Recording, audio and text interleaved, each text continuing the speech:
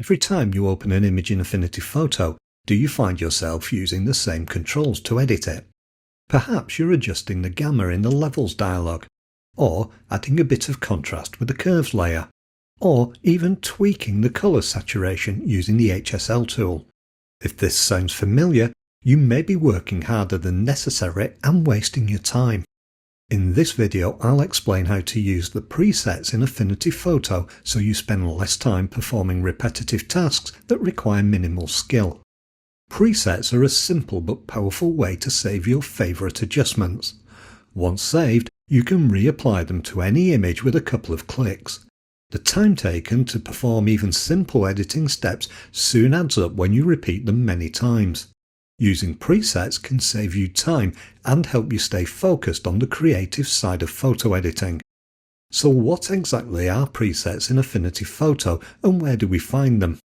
At their core, presets are nothing more than adjustments that we've applied when editing that we've then saved. The preset system then makes it easy to reapply the same adjustments to other images later with just a couple of clicks. Presets are available in lots of places throughout Affinity Photo, but they're often overlooked. Let's start with a simple example by creating a new preset in the Levels adjustment layer. This preset will apply a gamma adjustment of 1.1 to the image to make it darker. After applying the adjustment in the Levels dialog, we can click the Add Preset button at the top left. We then see another dialog where we can enter the name of the preset that we want to save. Let's call this one Darker open brackets Gamma 1.1 close brackets. It's best to use descriptive names like this when saving presets because it will help you understand what they do and how, so that when you're applying them to other images you can pick the best one. Once you have a large library of presets, it can become more difficult to find the ones that you want to use. Now when we click the OK button, we save the new preset ready to use. The next time that we want to darken an image using the Levels adjustment, we can just apply this preset to it. This saves us from rebuilding the edit every time, but there are a few more benefits as you'll see in a moment. Let's reset our Levels adjustment now because you need to see how to reapply the preset we've just saved. If you look at the dialog, you won't find any way to select the preset there. Instead, we first need to select our Levels adjustment layer. We can then switch to the Adjustment Studio panel. There you're going to see a list of the different adjustment layers. Each of these is a category heading which we can click to expand. If we take a closer look at the Levels category, you can see there are a few thumbnails here of the current image. These are the presets that have been saved in this copy of Affinity Photo. The thumbnail gives a preview of the preset's effect on the current image. Affinity Photo does come with a few default presets we can apply to the Levels adjustment layer, and in addition, there's now the preset that we've just saved. All we need to do to apply the preset is click it. We then see the Levels dialog with the adjustment applied to it. A great feature of this approach is that we can quickly check the effect of different adjustments. Think of the preset as being a shortcut to specific looks or results with an image. Let's go back though to the Layers Studio panel for a moment and we'll delete the Levels layer. Most of the time when I show adding a new layer to an image in these videos, I use the Adjustment Layers icon at the bottom of the Layers panel. But we don't need to if there's a standard adjustment we like to apply. Instead, we can just go to the Adjustment panel and select the preset to use there. We then see the Levels dialog appear just as we did before with the adjustment applied. But if we return to the Layers panel, we can see that a new Levels adjustment layer has just been added to the image. In other words, picking one of the presets in the adjustment panel will add that type of adjustment layer to the image. Let's add a black and white layer now using a warm preset. Now we see the new black and white layer has been added to the image. Then let's add another Levels layer using the gamma preset we created. Now if we look at the Layers Studio panel, you can see the new layers that have been added to the image.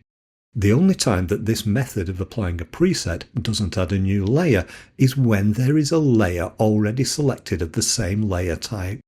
In other words, if we select a levels layer and apply a levels preset, the preset is applied to the selected layer. But if we use a preset for a different type of layer, that layer is then automatically added to the image. Once you understand how the preset system works, it becomes easy to work with it and also very quick. But the adjustment layers aren't the only place where you'll find presets. They are also used throughout Affinity Photo. Here's another good example where we can use presets to control the layout of the screen. As you probably know, the layout of Affinity Photo screens can be customized in lots of ways. Look at the Windows menu and you can see a tick mark next to the panels that are currently visible. Then, if we want to make panels visible or hide them, we can click the item in the menu to toggle its visibility off and on. But this takes time, and every time we click one of these items, the menu disappears. Fortunately, this is something we can now bypass by saving our layouts as presets. In the Windows menu, we can select the Studio submenu. Here we see a list of the available presets for the layout and an option to save new ones. All we need to do is configure the layout to look the way that we want it to, and then we can save it. Then, if we want to return to that layout in the future, we can select it in the list. Alternatively, we can use the Manage Studio Presets option. Now we see a list of saved layouts which we can select and apply. The benefit of this is that the dialog doesn't close when we apply a preset. Instead, we can carry on selecting other presets and applying those. It only closes when we click the Close button. But we can take this even one step further by assigning a keyboard shortcut to the preset manager, as I've done. When I want to switch to a different layout, I just press Ctrl and L on my keyboard to open the preset manager dialog. Now, I've only covered a couple of ways to use presets, but there are many more in Affinity Photo. But there are other useful tools that don't have presets. Take the example of the live filter layers like the diffused glow filter. That doesn't have any way of saving a preset, so what do we do in situations like this? Well, the answer to that is to build a macro like this one. I use this one to add a film grain effect to any image with a couple of clicks. It even has a bespoke interface that I've created. To learn how I did that, watch this video next. I'll even share the macro with you. Thanks for watching today, and I hope you enjoyed the video. Don't forget to visit my website for more tutorials and a free copy of my book, 6 Steps to Beautiful Landscapes. You'll find the link in the YouTube video description. I'll see you soon for another video.